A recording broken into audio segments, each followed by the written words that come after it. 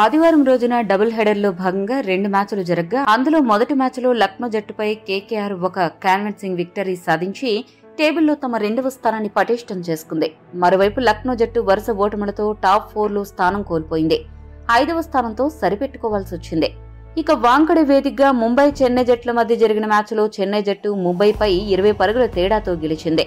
ఆరంభంలో ముంబై గెలిచేలా కనిపించినప్పటికీ ధోని హ్యాట్రిక్ సిక్సర్లు, పతిరాణా సూపర్ బౌలింగ్ దెబ్బకు ముంబై ఓటమి తప్పలేదు. ఈ 2 మ్యాచ్ల ఫలితాల తర్వాత పాయింట్స్ టేబుల్లో కొన్ని ఆసక్తికరమైన మార్పులు చోటు చేసుకున్నాయి. మొదటగా లక్నో జట్టు ఓటమి హైదరాబాద్ జట్టుకు కలిసొచ్చింది. టేబుల్లో 5వ స్థానంలో ఉండే ఎస్ఆర్హెచ్ ఇప్పుడు 4వ స్థానానికి చేరుకుంది.